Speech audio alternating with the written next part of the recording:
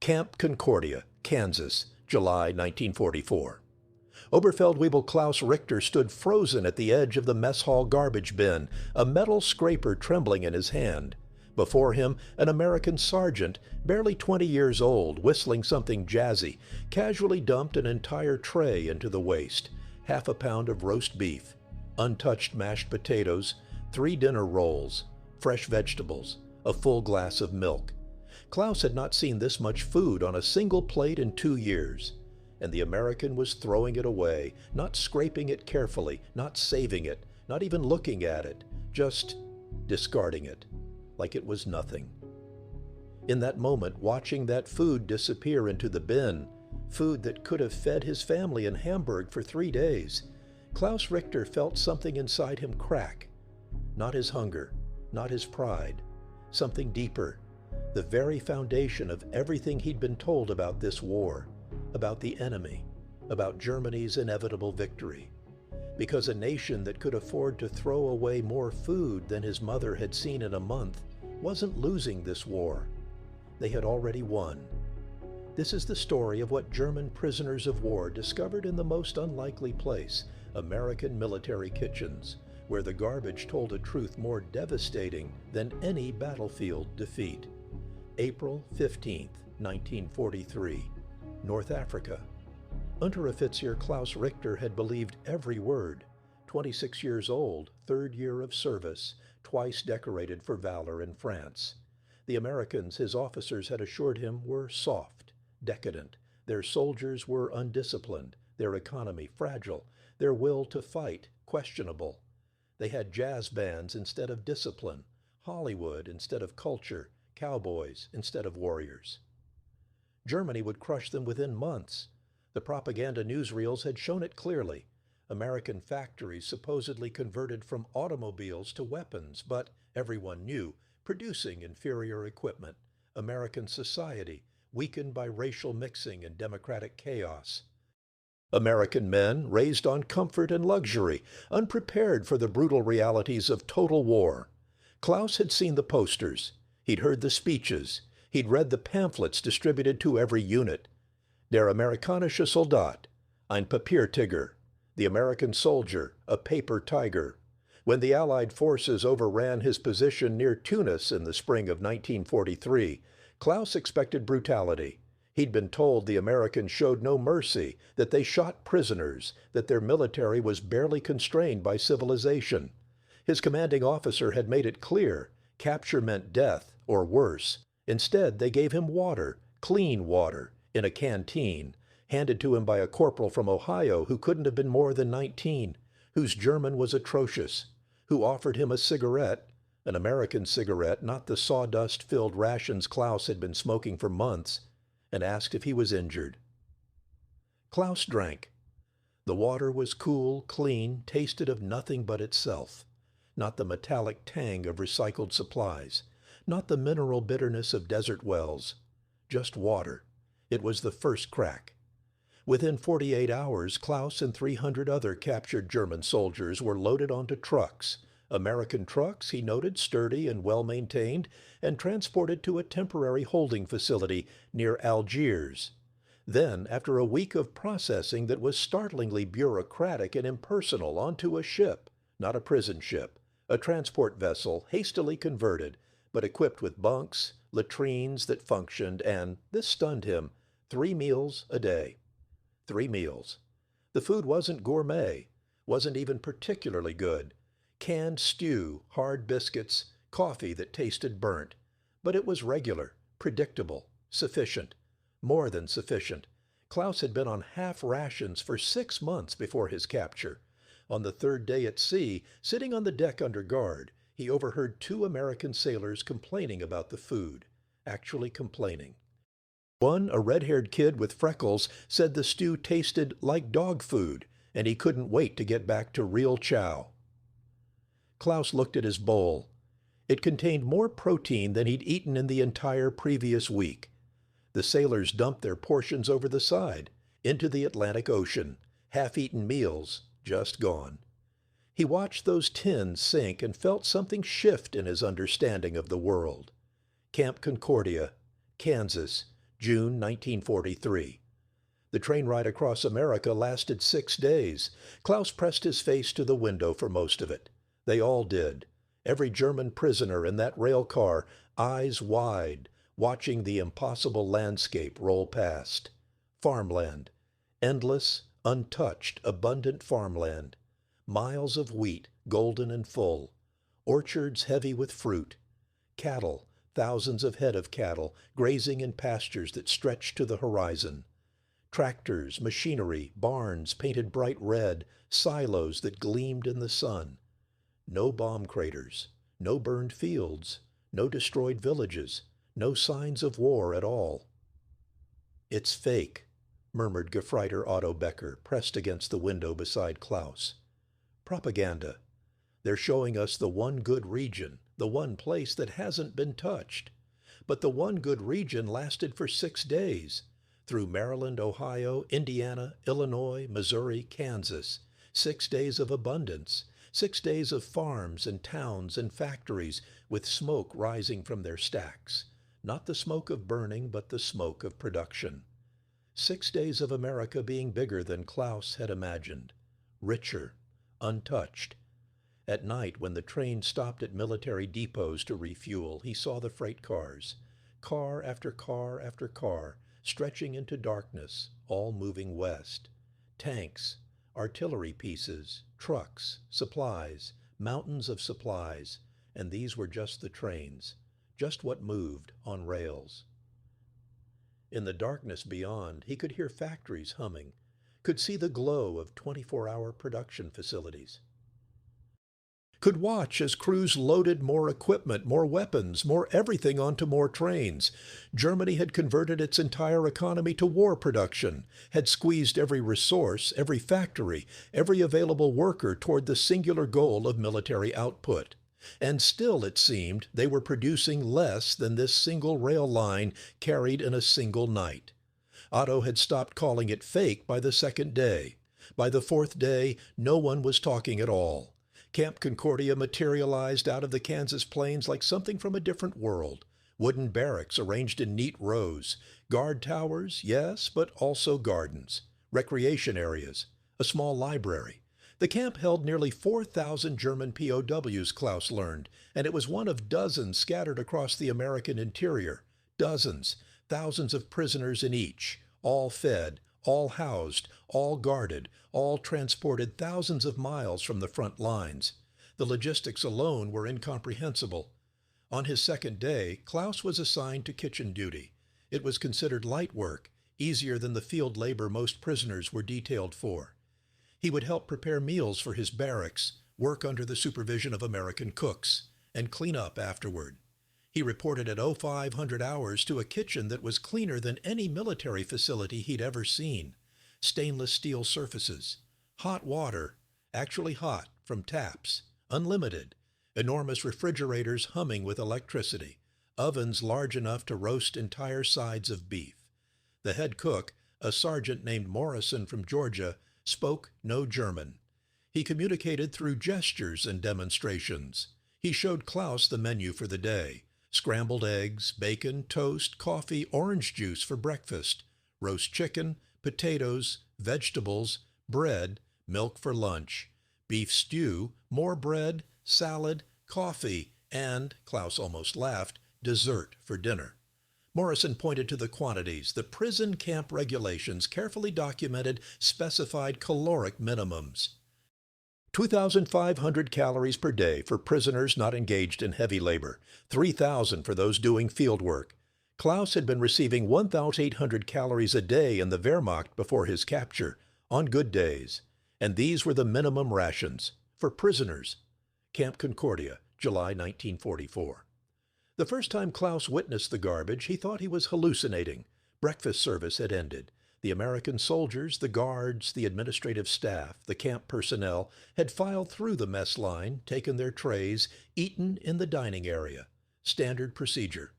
Klaus and 3 other POWs were assigned to cleanup duty. Morrison gestured toward the disposal area. Large metal bins, lined with bags. Simple enough. Collect the trays, scrape the waste, wash the dishes. Klaus picked up the first tray. It was still half full. Eggs, barely touched. 2 strips of bacon, uneaten. Toast with a single bite taken from one corner. A full glass of orange juice. He looked at Morrison, confused. Perhaps the soldier had been ill. Perhaps the food was spoiled. Morrison just gestured. Scrape it. Into the bin. Klaus looked at the next tray, 3/4 full. And the next. And the next. Out of 47 trays collected that morning, 34 contained significant amounts of uneaten food. Food that, by any reasonable standard, was perfectly edible. Food that represented more calories than Klaus had consumed in entire days during the North African campaign, and they were throwing it away. He stood there, scraper in hand, watching Otto dump a tray with an entire untouched egg, 3 pieces of bacon, and half a slice of toast into the garbage. Otto's hand was shaking. Klaus, Otto whispered in German, his voice hollow. This is... He didn't finish. There were no words, because the garbage wasn't just food. It was proof. Undeniable, physical, overwhelming proof that everything they'd been told was a lie. The pattern repeated at lunch, at dinner, every single meal. American soldiers took generous portions, more generous than any German soldier would dare request, even in peacetime, and ate perhaps half, sometimes less. The rest went into the bins. Meat, bread, vegetables, fruit, milk, coffee. Sometimes still hot, sometimes untouched entirely. Klaus began to watch the Americans as they ate. They weren't wasteful out of spite or malice. They weren't making a statement. They were simply full. They took what was available, ate until satisfied, and discarded the rest without a second thought, because more would come tomorrow, and the day after, and the day after that, endlessly, reliably, abundantly. The cognitive dissonance was crushing. These were the same Americans who were supposedly on the verge of economic collapse, the same Americans whose industrial capacity was supposedly inferior to Germany's, the same Americans who were supposedly rationing everything, struggling to supply their military, barely holding together under the pressure of war.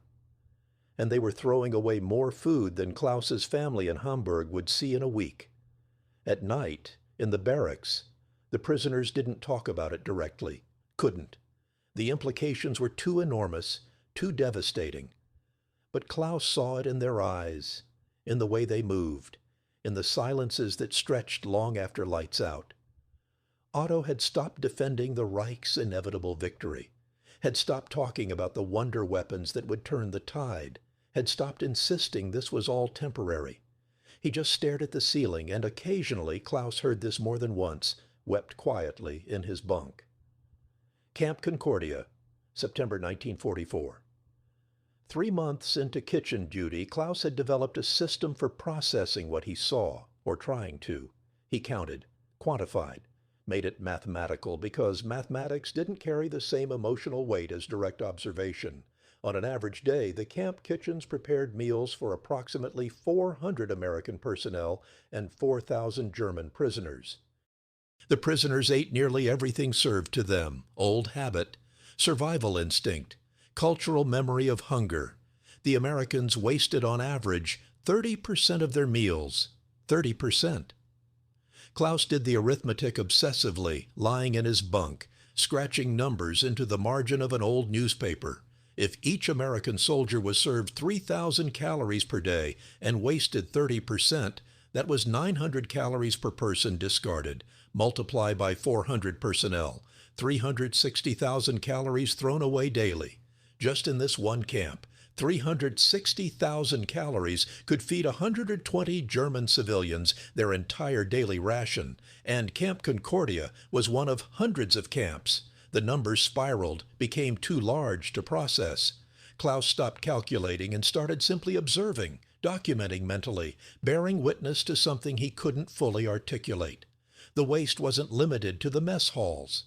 In the camp hospital, where Klaus was eventually rotated for cleaning duty, the excess was even more staggering. Fresh fruits brought in daily for patients, milk, real butter, white bread, meat at every meal. And if a patient didn't finish their tray, perhaps they were too ill, or sleeping, or simply not hungry. The entire meal went into the garbage. Hospital policy, food safety regulations, nothing was saved, nothing was reused. Klaus watched a nurse discard an entire untouched lunch tray, chicken soup, saltine crackers, apple juice, vanilla pudding. The patient, an American corporal with appendicitis, had been sleeping. When he woke an hour later, they brought him a fresh tray, complete, identical. The discarded tray represented more food value than Klaus's sister, a nurse in Hamburg, had eaten in 3 days during the winter of 1943. Letters arrived sporadically from Germany, censored, delayed, often months old by the time they reached Kansas. Klaus's mother wrote in March 1944 about the ration cuts: fat reduced to 7 ounces per week, meat to 10 ounces, bread to 9 pounds per month. She didn't complain. Complaining in letters was dangerous, but the facts spoke for themselves. Klaus read her letter in the barracks, then went to his kitchen shift. That day, he watched Morrison throw away 11 pounds of bread, just from the morning service. Bread that had been baked fresh, served, not consumed, and was now too stale for the afternoon meal. 11 pounds. Klaus's mother's entire monthly ration discarded in a single morning because it was 8 hours old. He said nothing, did his work, scraped the trays, washed the dishes, moved mechanically through the routine that had become simultaneously numbing and devastating. That night Otto asked him, quietly in German, "How long can they sustain this?" Klaus understood the real question. How can we possibly win against this? He had no answer. The truth sat between them, unspoken, too terrible to articulate. They couldn't. Germany was fighting an enemy that could afford to throw away more resources than the Reich had to begin with. An enemy whose waste exceeded Germany's total production. The war wasn't just lost. It had never been winnable. Camp Concordia, December 1944. The Christmas meal broke something fundamental in Klaus Richter. The Americans celebrated Christmas with an enthusiasm that seemed almost childish to the German prisoners. Decorations appeared in early December: tinsel, paper chains, an enormous tree in the camp's main square. Carols played on the radio. The guards seemed friendlier, more relaxed, and the kitchen prepared for a feast. Klaus reported for duty on Christmas Eve and found Morrison directing the preparation of a meal that defied comprehension: turkey, ham, roast beef. 3 kinds of meat, all served together: mashed potatoes, sweet potatoes, stuffing, gravy, cranberry sauce, green beans, dinner rolls, pies, apple, pumpkin, pecan, coffee, milk, eggnog. This wasn't a special meal for officers. This was the standard Christmas service for every American soldier in the camp. And to his shock, for the prisoners too. Geneva Convention regulations required that POWs receive appropriate meals for religious and cultural holidays. The Americans characteristically exceeded the requirement. The German prisoners received the same Christmas meal as their guards, the same portions, the same quality. Klaus sat in the prisoner mess hall looking at his tray. 2 years ago, he'd been in France celebrating Christmas with his unit on field rations and whatever local supplies they could requisition. 1 year ago, in North Africa, there had been no Christmas celebration at all, just another day of short rations and long hours in the desert. Now he sat in a POW camp in Kansas, eating better than he'd eaten in 5 years. The cognitive dissonance was complete. After the meal, cleanup duty. Klaus returned to the kitchen with dread curling in his stomach. He knew what he would find. The waste was spectacular. Americans, full from the enormous meal, had left even more than usual: entire slices of pie, half portions of meat, rolls, barely touched, sweet potatoes, complete servings, still warm. Klaus scraped tray after tray into the bins. His movements were automatic, mechanical, divorced from thought.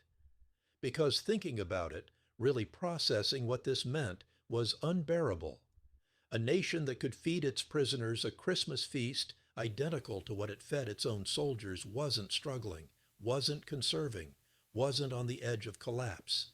A nation that could then throw away a third of that feast every single year, in every single camp, without even noticing the waste, was operating on a scale of abundance that made German total war mobilization look like poverty. Otto found him at the garbage bins an hour after cleanup should have finished. Klaus was just standing there, holding a scraper, staring at nothing. "Klaus?" "My mother," Klaus said softly in German, "wrote that they had no butter for Christmas, no eggs. They made cookies from sawdust and apple peels." Otto said nothing. "And I just threw away 14 pounds of ham." The numbers had lost all meaning. The scale was too vast. The implications too crushing. Klaus wasn't just witnessing waste. He was witnessing the death of everything he'd believed about Germany's strength, about the Reich's superiority, about the justice of the cause he'd fought for. Because you couldn't fight an economy like this. You couldn't outlast a nation that could afford to be this careless with abundance. You couldn't convince yourself that final victory was coming when your enemy was feeding its prisoners better than your nation fed its own citizens and then throwing away the surplus. The war was over. Had been over. Probably had been over before it began. Klaus just hadn't known it until he stood in an American military kitchen and watched the garbage pile up. Camp Concordia, spring 1945. The psychological impact rippled through the prisoner population like water finding cracks in stone. Klaus wasn't the only one who worked in the kitchens, wasn't the only one who saw the waste. Hundreds of German POWs rotated through kitchen duty, hospital work, maintenance assignments that brought them into contact with American abundance. And they talked, in the barracks at night, in the work details during the day, in whispered conversations during exercise periods. They talked about the food waste, about the equipment waste, American soldiers discarding uniforms that were merely worn, not destroyed, about the casual replacement of tools, machinery, supplies, about trucks that were retired after minimal damage, while German forces were cannibalizing 3 vehicles to keep one running.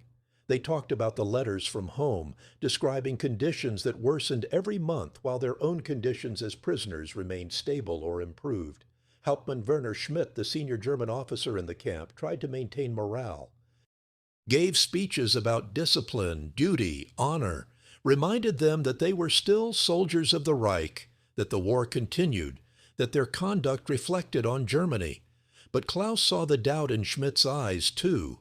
Saw the way the Hauptmann's voice faltered when he spoke about final victory, saw him staring at his own meal tray, at the abundance, at the waste in the bins afterward.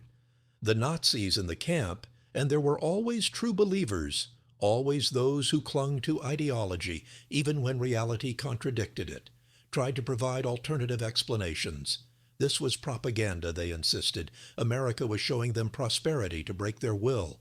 This wasn't representative. This was special treatment for prisoners to turn them traitor. But the arguments felt hollow, because if this was propaganda, it was the most elaborate, most sustained, most expensive propaganda campaign in history, running across hundreds of camps, involving thousands of guards and cooks and administrators, all maintaining a perfect facade of abundant waste. The simpler explanation was also the true one. This wasn't propaganda.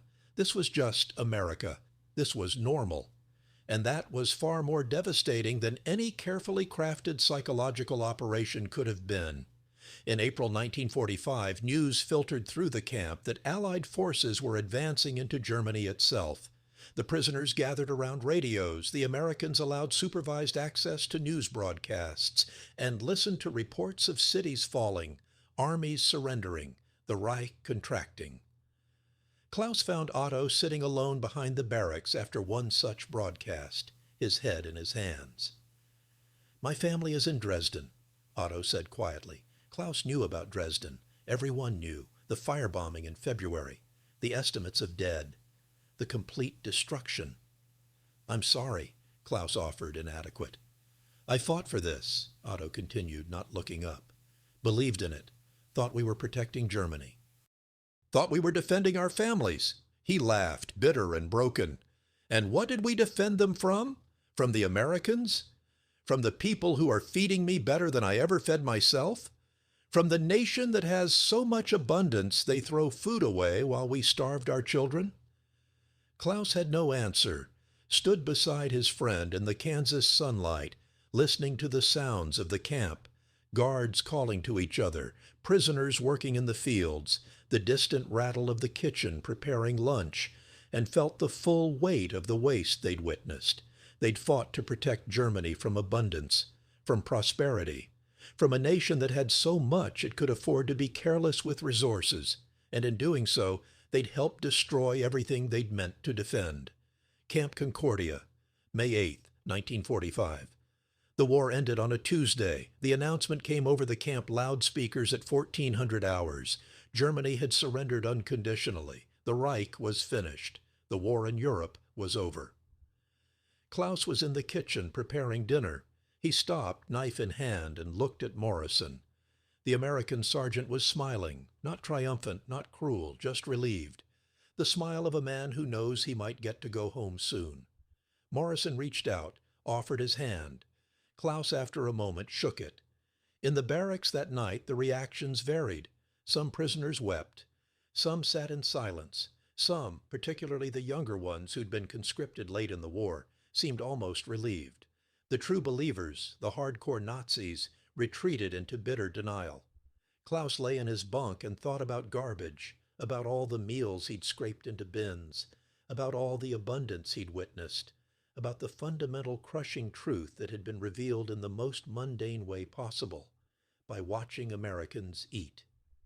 Germany had lost because it was fighting an impossible war, not impossible in tactics or strategy or even ideology, but impossible in simple mathematics, impossible in resources.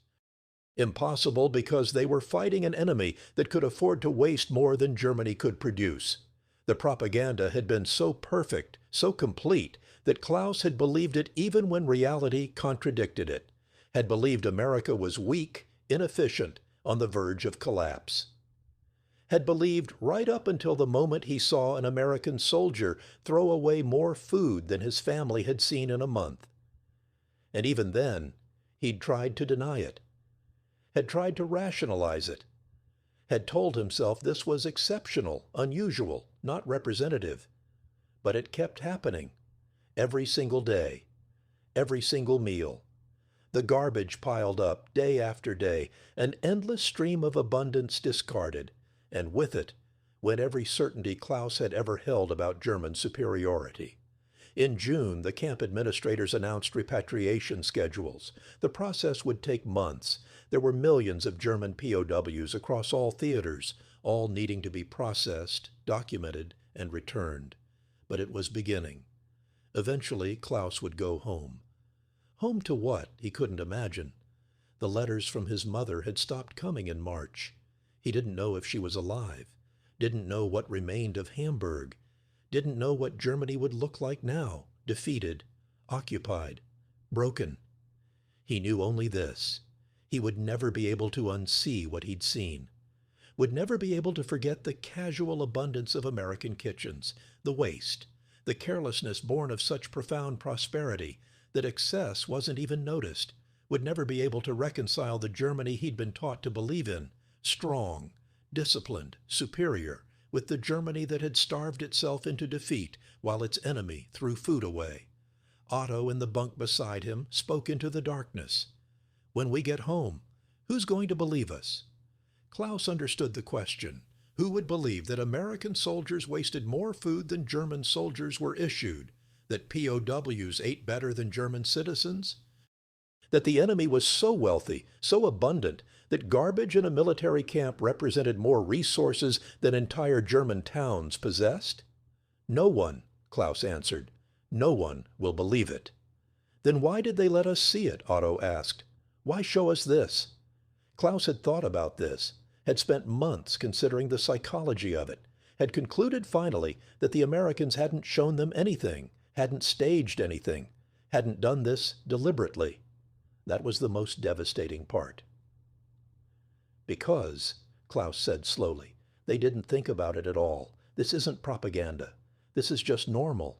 They let us see it because to them, there's nothing to see. This is just how they live. Silence. Then Otto, very quietly, we never had a chance, did we? No, Klaus said, and we never did. Hamburg, Germany, March 1946. Klaus Richter returned to a city he barely recognized. Hamburg had been beautiful once. He remembered it from before the war, remembered the architecture, the port, the sense of prosperity and culture, remembered his mother baking on Sundays, real butter and real sugar, the smell of bread filling their apartment. The Hamburg he returned to was rubble with streets between it. British and American bombers had done their work efficiently. Entire neighborhoods were simply gone. The firebombing of July 1943, while Klaus had been in North Africa, fighting for a Germany that was already being destroyed, had killed 40,000 people in a single week. His mother's apartment building was still standing structurally. Half the roof was gone. Most of the windows were shattered, but the walls remained. He climbed the stairs. No electricity, no water, nothing worked, and found her living in 2 rooms with 3 other families, sharing space, sharing the tiny amount of food available through Allied relief programs. She was alive, thinner than he remembered, older, her hands rough from work and hunger, but alive. She embraced him at the door and wept, and Klaus held her and tried to find words for what he'd experienced. He couldn't. How could he explain? How could he tell her that he'd spent 18 months eating better than she had in 4 years? That he'd watched Americans throw away food every single day? That the enemy had been so abundant, so careless with resources, that their garbage had contained more calories than her ration book? She fed him what she had: thin soup, a small piece of black bread, ersatz coffee made from acorns. She apologized for the meagerness, said things would get better, said the Allies were bringing food, supplies, that reconstruction was beginning. Klaus ate the soup and said nothing about the meals he'd scraped into Kansas garbage bins, said nothing about the Christmas feast, said nothing about watching American soldiers complain about food that was better than anything Germans had eaten in years. What purpose would it serve? What would it change? In the months that followed, Klaus found work in reconstruction. The entire city needed to be rebuilt, needed laborers, needed anyone capable of lifting rubble and sorting through destruction. The pay was minimal. There was hardly any currency that meant anything, but it came with food rations from the Allied occupation authorities. American rations. The irony wasn't lost on him. Germany had fought to resist America, to defeat America, to prove German superiority over American decadence. And now Germany survived on American charity, ate American food, rebuilt with American supplies, depended completely and utterly on American generosity. The former true believers, the ones who'd clung to Nazi ideology, even in the POW camps, were silent now. Reality had a way of crushing ideology. When your children were hungry and Americans were providing food, political theory became irrelevant. Klaus met Otto again in August 1946. Pure chance. He saw him across a work site, both of them hauling bricks, both of them covered in dust. They embraced, 2 survivors, 2 witnesses to truths no one else seemed to understand. "I told my wife," Otto said over drinks that night. Weak beer, barely fermented, but wet and available. Told her about the kitchens, about the waste. "Did she believe you?" Otto shook his head. "She thought I was exaggerating. Thought maybe I was remembering it wrong, making it bigger than it was. Thought captivity had confused me." Klaus understood. He'd tried to tell his mother once, carefully, about American abundance, had tried to explain what he'd seen. She'd nodded politely, patted his hand, and changed the subject, as if he'd experienced some sort of trauma-induced hallucination. Because the alternative, accepting that what Klaus described was real, was too devastating. It meant that everything Germany had fought for, had sacrificed for, had destroyed itself for, was based on a fundamental misunderstanding of reality.